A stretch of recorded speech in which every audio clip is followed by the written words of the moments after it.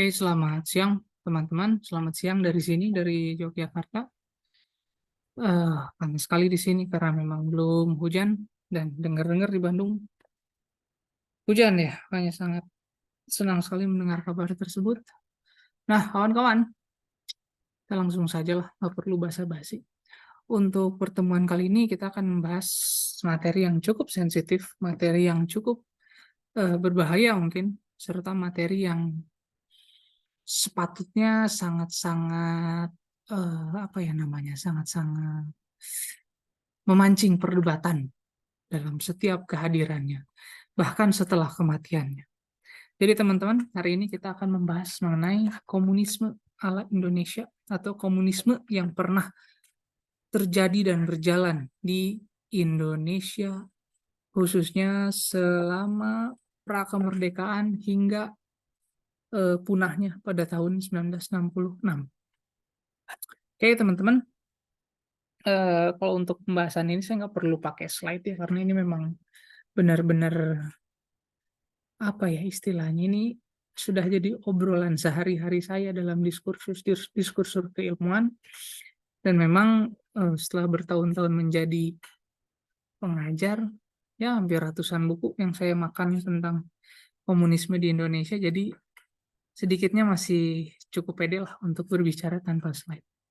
Nah teman-teman, berbicara tentang komunisme di Indonesia,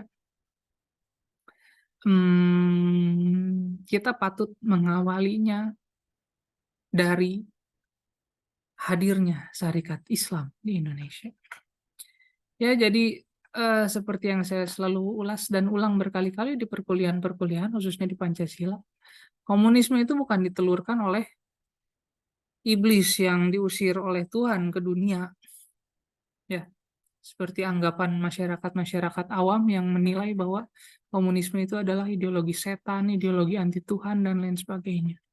Di Indonesia sendiri, teman-teman, komunisme itu lahir dari rahim kandung organisasi Islam, yakni Syarikat Islam.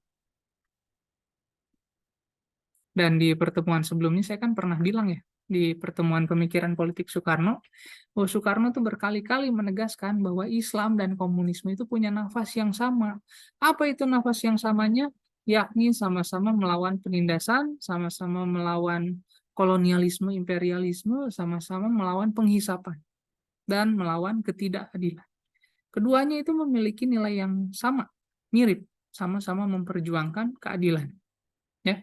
Nah, makanya nggak aneh ketika kemudian faktanya Partai Komunis pertama yang ada di Indonesia itu lahir dari rahim Syarikat Islam.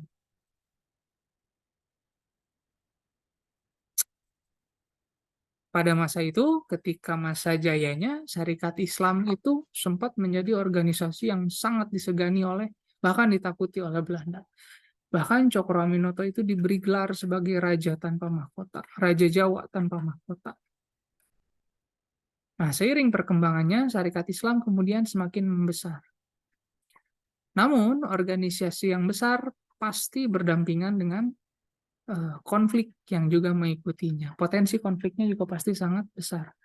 Nah, seiring dengan kebesaran Syarikat Islam kemudian terpecah menjadi dua kubu, yakni SI hijau atau SI putih dan SI merah. SI hijau diwakili oleh kelompok konservatif, oleh kelompok golongan tua seperti misalnya Agus Salim dan beberapa tokoh lainnya. Mereka, kelompok Syarikat Islam Hijau itu cenderung ingin mempertahankan status quo. Syarikat SI Hijau itu ingin SI itu sudah bergerak dalam pemberdayaan ekonomi umat saja, dalam perbaikan ekonomi umat saja. Nggak usah aneh-aneh dengan melawan Belanda, kemudian juga apalagi memperjuangkan kemerdekaan, itu risikonya sangat besar, kata kelompok SI Hijau. Kata kelompok SI hijau seperti itu. Risikonya sangat besar, jadi kita cukup fokus pada pemberdayaan ekonomi masyarakat Muslim. Kita angkat derajat masyarakat Muslim, kita dorong kemandirian ekonomi umat Muslim. Udah, selesai sampai situ. Jangan aneh-aneh. Sedangkan SI Merah itu berpikiran bahwa SI ini, teman-teman, harus berjuang untuk pembebasan terhadap kolonialisme. Kita harus bisa memperjuangkan kemerdekaan dari imperialisme, kolonialisme, kerajaan Belanda, dan lain sebagainya. Intinya adalah SI Merah itu mendorong SI menjadi organisasi yang terus melawan, dan berjuang untuk melawan pemerintahan kerajaan Belanda. Nah ini, dalam Kongres SI yang kesekian pada saat itu tidak ditemukan titik temu. Malah pada akhirnya diputuskan bahwa kelompok SI Merah dicoret dari keanggotaan Syarikat Islam. Bahkan dilarang menggunakan fasilitas, dilarang menggunakan simbol-simbol, dilarang menggunakan nama yang mengatasnamakan Syarikat Islam dalam setiap pergerakannya. Dan Syarikat Islam tidak bertanggung jawab atas konsekuensi yang ditimbulkan dalam manuver SI Merah.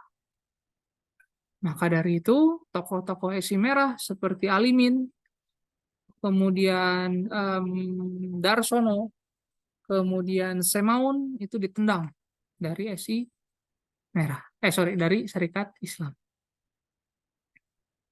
Setelah ditendang, ternyata perjuangannya tidak padam.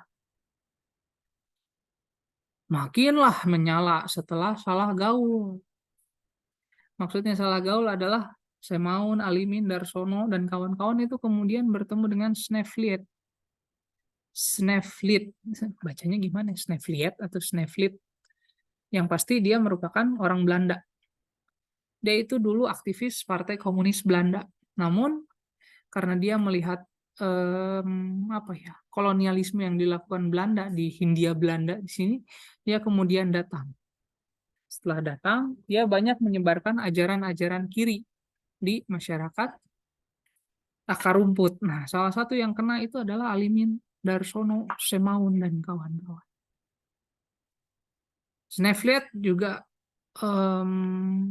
aktif memprovokasi serikat buruh untuk berdemonstrasi, untuk kenaikan upah yang layak, dan lain sebagainya. Nah, itu teman-teman, campur tangan Snefliet kemudian semakin membuat bara api kelompok kiri ini semakin menyala. Maka kemudian pada tahun 1920 berdirilah partai resmi atau Partai Komunis Indonesia yang pertama, PKI. PKI kemudian berdiri pada tahun 1920.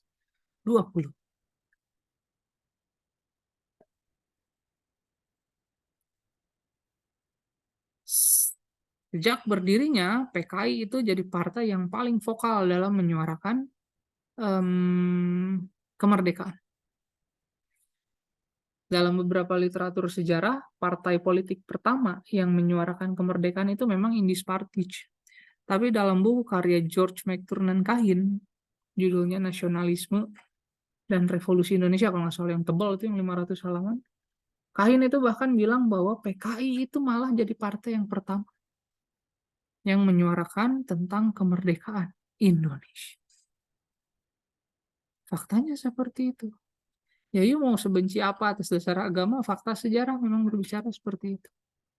Ya. Setahun berjuang, 2 tahun berjuang, 3 tahun berjuang, 6 tahun setelah berdiri, PKI kemudian pede melakukan pemberontakan yang pertama, yakni tahun 1926. 1926 merupakan tahun pertama di mana PKI pertama kali melakukan kudeta, pemberontakan. Dia memprovokasi buruh kereta api, kemudian buruh-buruh tani untuk melakukan demonstrasi besar-besaran, bahkan melakukan pengerusakan kantor pemerintahan Hindia Belanda. Hanya saja sayangnya gagal. Tumpas dengan mudah oleh Belanda. Karena apa? Karena kekuatannya masih kecil. Salah satu tokoh PKI pada saat itu yakni Tan Malaka. Pernah dengar mungkin teman-teman Tan Malaka? Tan Malaka itu cenderung mengkritisi pemberontakan PKI tahun 1926. Baginya, pemberontakan tersebut terkesan terburu-buru, kesusu. Ya. Pemberontakan tersebut cenderung terburu-buru, sehingga konsekuensinya kemudian Tan Malaka kemudian dikeluarkan dari PKI oleh faksi Alimin. Makanya kemudian Tan Malaka bergerilya dari dari satu negara ke negara lain. Dia pernah jadi guru di Lebak, di Bayah. Dia pernah jadi imigran di Filipina. Dia juga pernah sampai ke banyak lah, pokoknya wilayah-wilayah di luar Indonesia tuh dikeliling sama dia. Bahkan dia jadi buronan Belanda. Karena apa? Karena dianggap terlibat dalam pemberontakan-pemberontakan, terlibat dalam provokasi-provokasi kemerdekaan. Nah, jadi buat teman-teman yang berpikir bahwa Tan Malaka PKI, ya dibilang bener juga nggak bener-bener banget, orang dia dipecat dari PKI-nya. Ya, dia itu dipecat dari PKI-nya. Tan Malaka itu bahkan mendorong agar, bahkan dia masuk dalam Komintern. Komintern itu adalah Forum Komunis Internasional, jadi semua negara-negara komunis itu bikin forum di situ. Di hadapan Lenin bahkan dia bilang bahwa komunis itu harus bergabung dengan pan-Islamisme. Itu tadi. Karena apa? Karena Islam dan komunis itu punya satu nafas yang sama. Kata Tan Malaka ya, bukan kata saya. Silakan teman-teman proofing atau buktikan dalam buku Tan Malaka berjudul Madilog, Materialisme, Dialektika, dan Logika. Ya, silakan teman-teman proofing. Karena kalau teman-teman menelan mentah apa yang saya ucapkan, kan tidak bijak juga. Makanya sebagai calon sarjana, teman-teman harus proofing perkataan dosen dengan membaca ulang sumber-sumber yang sudah diberikan. Ya, bisa jadi saya salah tafsir, cuman nggak mungkin sih masa salah tafsir. Nah, cuman ini teman-teman, barangkali teman-teman punya perspektif lain ya silakan. Melalui buku tersebut ya silakan baca. Nah itu teman-teman, PKI melakukan pemberontakan tahun 1926. Nah, kembali ke wacana bahwa bahwa komunis dan Islam itu punya irisan yang sama. Teman-teman perlu tahu bahwa pada awal-awal masa prakemerdekaan itu banyak tokoh-tokoh Muslim yang juga seorang komunis. Silakan teman-teman searching tentang Haji Misbah. Haji Misbah itu bahkan diberi gelar sebagai Haji Merah. Dia Muslim, Muslim tulen, haji bahkan. Dan kita semua tahu bahwa haji di masa prakemerdekaan itu adalah haji-haji yang berkualitas tinggi. Karena dia berangkat haji sambil belajar. Nah, teman-teman, Haji Misbah itu berkali-kali memperjuangkan dan mempropagandakan tentang pembebasan dari kolonialisme Hindia Belanda. Dan katanya berjuang untuk merdeka itu merupakan amanat Quran, amanat Tuhan, dan itu merupakan ibadah, kata Haji Misbah. Itu merupakan ibadah. Selain Haji Misbah, di Sumatera Barat juga dulu kiai-kiai berafiliasi terhadap komunisme. Artinya ini kan kontradiktif kalau misalnya dihadapkan dengan kondisi kita sekarang di mana orang yang sedikit-sedikit mengkritisi tentang Islamis dianggap komunis. Seakan-akan komunis ini merupakan minyak yang disatukan dalam kuali air, nggak bisa disatukan dengan Islam. Kayaknya tuh nggak bisa, Bang. Padahal orang-orang zaman dulu, ya Soekarno itu memang anak kemarin sore, mahasiswa kiri Fafiku Was-Weswos yang modal kopi doang, diskusi sampai sore, tapi kosong omongan. Ya tokoh hebat. Haji Miswa emang orang kemarin sore, bukan.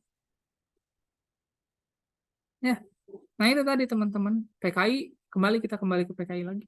PKI kemudian berhasil ditumpas dan kemudian PKI jadi partai terlarang oleh Hindia Belanda. Konsekuensinya Alimin itu kemudian dibuang. Alimin, kemudian Darsono dan lain-lain kemudian dibuang. Ada yang ke Belanda, ada yang ke Buru ya kalau nggak salah, saya lupa. Pokoknya dibuang ke beberapa wilayah. Dari situ, dari tahun 1926, PKI dianggap sebagai partai terlarang oleh Hindia Belanda, oleh kerajaan Belanda. Vakum lah itu kemudian PKI. Nah, kemudian merdeka nih Indonesia tahun 1945. Pada pulang itu orang-orang yang dulu diusir oleh kerajaan Belanda. Salah satu yang pulang itu adalah Musso.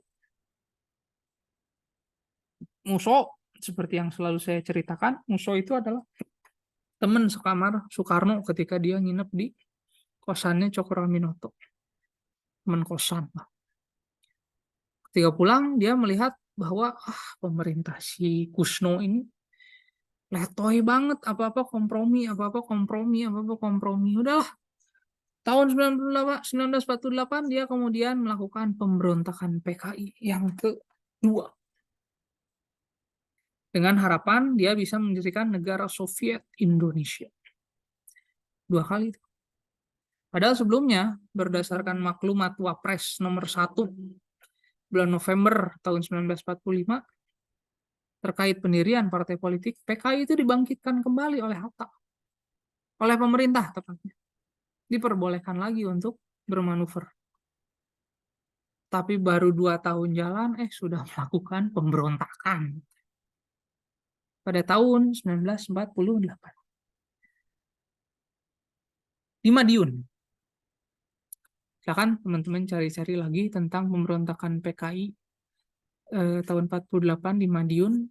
Ada satu buku yang bagus, itu bukunya Ruth McVeigh kalau nggak salah.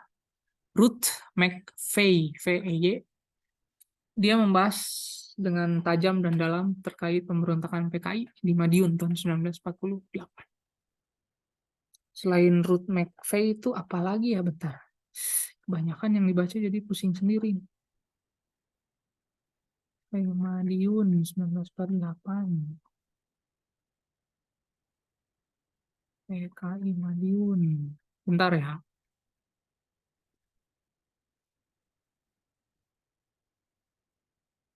Harry Pose. Jadi silakan teman-teman cari buku tentang Madiun 1948 PKI bergerak. Itu buku dari Harry Pose, luar biasa bagus. Harry Pose itu seorang Indonesianis yang mengabdikan dirinya untuk meneliti tentang Tan Malaka.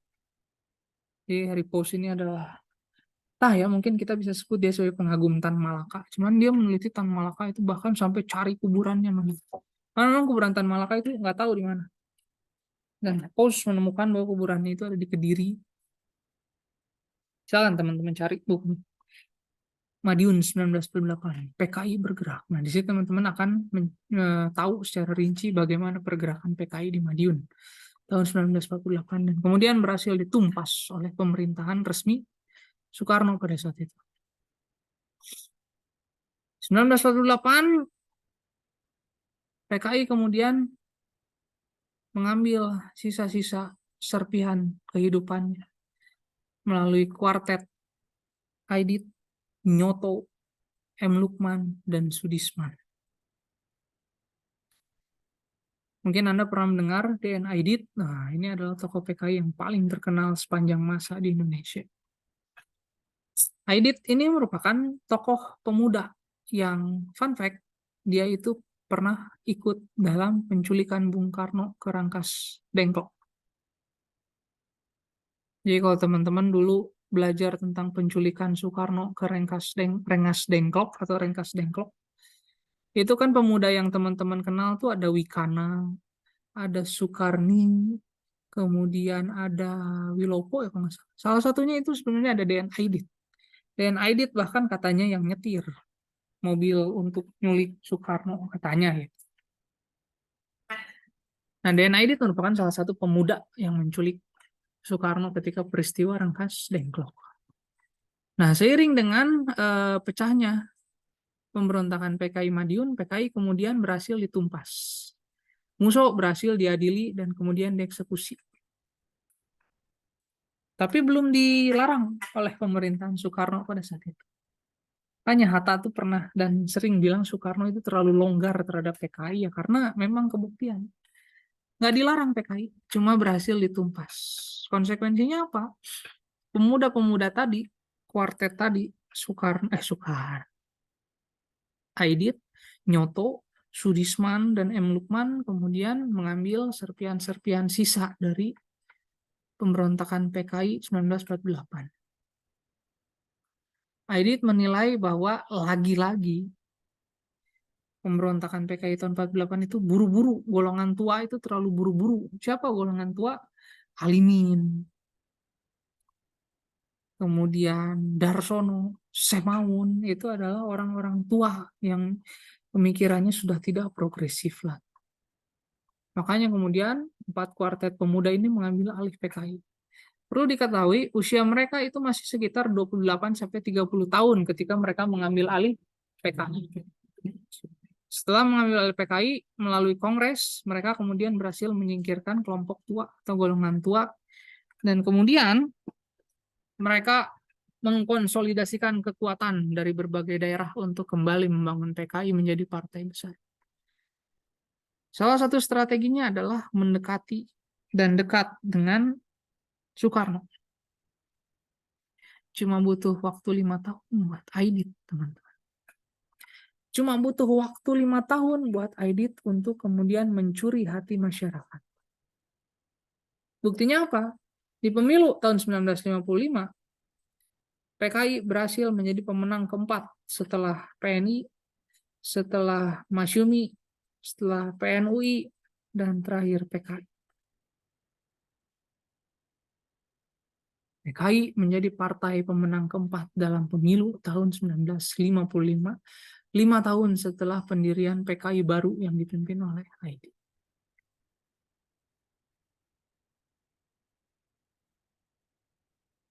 Kenapa dalam waktu 5 tahun PKI itu bisa tumbuh menjadi partai yang lagi-lagi besar, padahal udah 2 kali melakukan pemberontakan. Teman-teman perlu diketahui bahwa kampanye politik PKI itu sangat-sangat menarik. Saya pengen share nih sama teman-teman, bentar. Saya cari dulu ya filenya.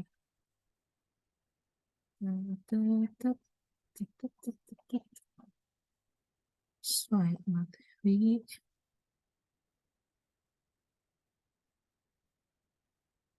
Nah, nih teman-teman, saya pengen share mengenai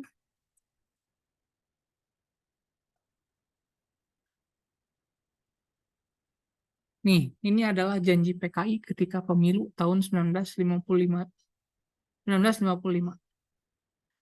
Coba lihat, mencoblos Palu Arit berarti memilih PKI. Oh, sederhana banget tuh tagline.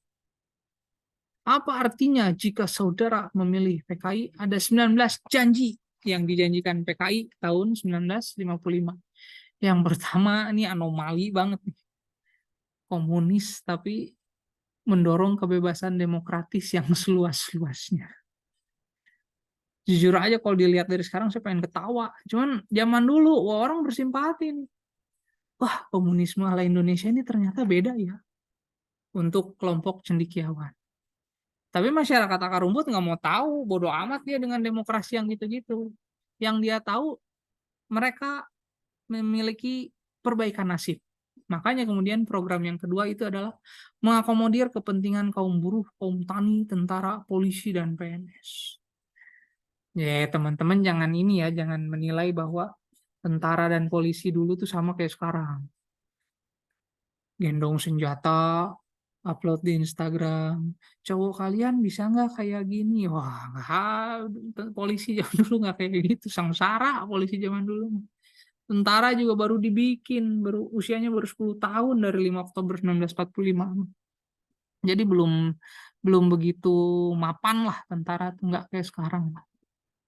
Makanya kemudian itu juga jadi target sasaran kampanye PKI. Satu hal yang perlu digarisbawahi bahwa zaman dulu teman-teman, tentara, polisi itu boleh berpolitik praktis. Makanya banyak kemudian simpatisan PKI itu salah satunya dari tentara, khususnya adalah Angkatan Udara. Yang ketiga nih yang lebih mantap nih. Kebebasan dan kesempatan memajukan ilmu guna kebahagiaan manusia bagi kaum intelijensia. Nah, ini sebenarnya bukan pepesan kosong, teman-teman. Karena apa? PKI itu dalam waktu 5 tahun sejak rekonsiliasinya menuju pemilu 1955, Aidit itu gencar melakukan riset. Salah satu risetnya yang terkenal itu adalah riset mengenai 7 setan desa. Aidit itu melakukan riset di Subang, kemudian di Pangandaran, serta di daerah-daerah terbelakang di Jawa Barat. Yang dia teliti kemudian menemukan bahwa 7 setan desa itu lebih kepada rentenir, lintah darat, pokoknya banyak lah. Silakan teman-teman cari atau googling dokumen dari PKI yang dirumuskan Aidit mengenai 7 setan desa. Itu menarik itu. Bahkan beberapa poin masih relevan dengan kondisi yang sekarang. Khususnya di daerah-daerah itu ya, Pangandaran, Subang, dan lain sebagainya. Jadi PKI itu em,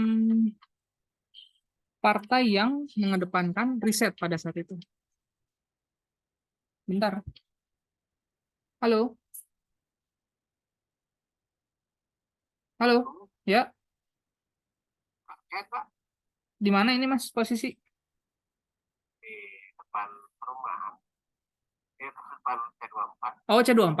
Taruh aja Kang di halamannya, di mejanya kan ada meja itu di situ, taruh aja di situ Kang. Dikunci kan? Oh, kalau dikunci ditaruh aja di lantainya. Oh, lempar aja ya. Lempar aja nggak apa-apa lah. Ya. Nggak apa-apa ya. Nggak apa-apa. Sok lempar aja Kang. Nuhun. Ya, ya. Yuk, nuhun, Emang nggak sami-sami Kang.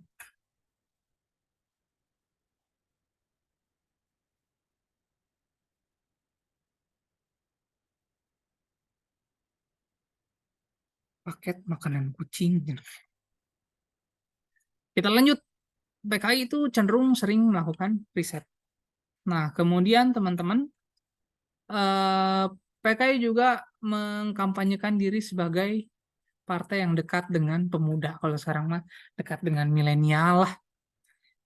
Ya, partai-partai kan berburu untuk mengambil suara milenial yang 62% itu. Ya zaman dulu juga sama. PKI itu mencitrakan dekat dengan kaum muda.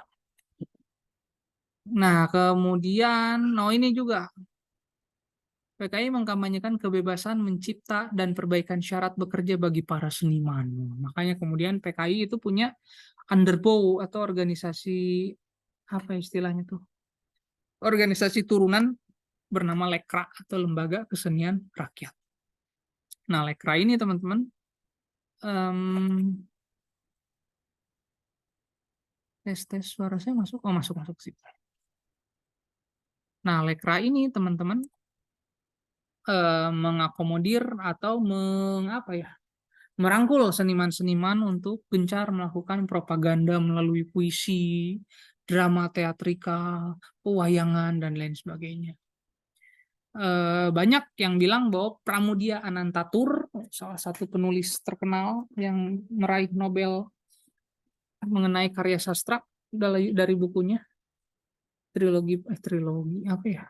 Yang Bumi Manusia, yang gitu-gitu, yang 4 kuartet itu. Rame itu baca, silahkan.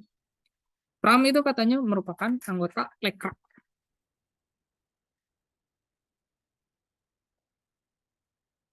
Nah, selain itu, PKI juga punya underbow lain bernama Gerwani. Gerwani kalau teman-teman dengar mungkin dulu pas film G30S tuh, Gerwani adalah kelompok perempuan yang menari-nari, terus apa menyilet-nyilet kulit para jenderal, kemudian apa memotong kemaluan jenderal dan lain sebagainya. Kalau teman-teman mau tahu, Gerwani itu pada prinsipnya ketika bergerak sebagai organisasi wanita, dia mendorong mengenai kemandirian perempuan. Dia mengajarkan baca tulis terhadap perempuan, di mana di masa Orde Lama, angka buta huruf perempuan itu sangat-sangat tinggi. Selain itu, Gerwani juga mendorong terkait kemandirian. Bagaimana ibu-ibu diajarkan untuk menjahit, ibu-ibu diajarkan untuk kursus memasak, dan lain sebagainya, supaya tidak terlalu bergantung kepada suami, khususnya suami yang toksik. Wah, bagus tuh sebenarnya. Kan nggak tahu gimana dasar politik ya. Gerwani kemudian dipropagandakan menjadi organisasi yang menyeramkan, perempuan-perempuan iblis yang sadis. Padahal kalau teman-teman baca buku Saskia Wirenga tentang Gerwani, silakan searching lah itu Saskia Wirenga.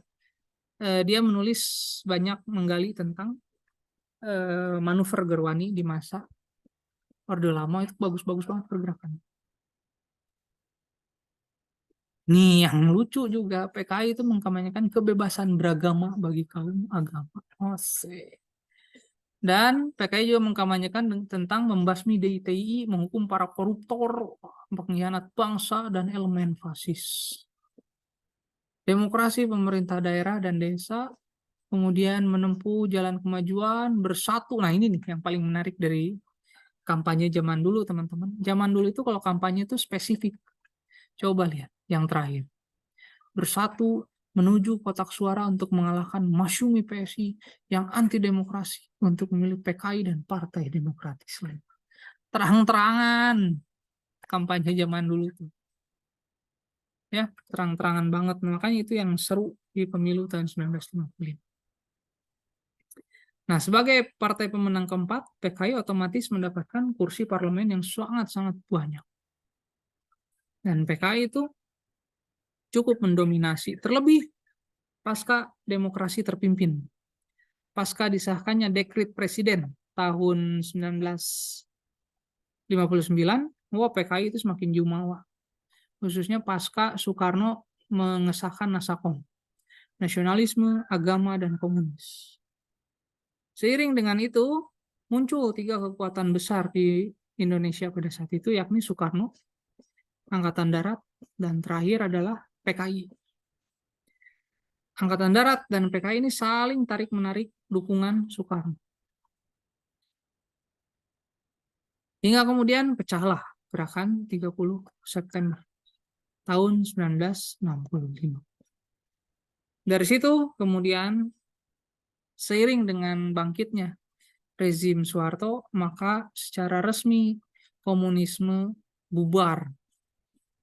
Komunisme punah di Indonesia. Hal ini dilihat dari TAP MPRS nomor 15 ya kalau nggak salah. Tentang pelarangan ideologi Marxisme, Leninisme, komunisme, dan lain sebagainya di Indonesia. Dan sampai sekarang TAP MPRS itu belum dicabut. Jadi kalau teman-teman mendengar desas-desus, wah kebangkitan PKI, ya sok cari kantornya di mana. Teman-teman berhak melaporkannya ke polisi, bahkan menutup. Karena apa? Karena TAP MPRS tersebut belum dicabut. Ya, cuman pertanyaannya adalah di mana kantornya? Ya, kan sekarang yang ramai itu tiap deket 30S tuh, Gatot Nurmantio tuh ribut bahwa wah ada tuh kebangkitan PKI sudah dipersiapkan. Anak cucu PKI itu mau pulang ke Indonesia, mau membangkitkan kembali PKI. Mana? So, kalaupun ada kantornya, kantor cabang PKI, Jelekongnya silakan serbu, belum dicabut kok TAP MPRS. Ya, dan lagi teman-teman, seiring dengan runtuhnya Uni Soviet tahun 1989, bubarnya Uni Soviet tahun 1989, secara resmi pula komunisme itu dianggap sebagai ideologi yang usang. Ya, secara resmi komunis dianggap sebagai ideologi yang usang, bangkrut. Ya,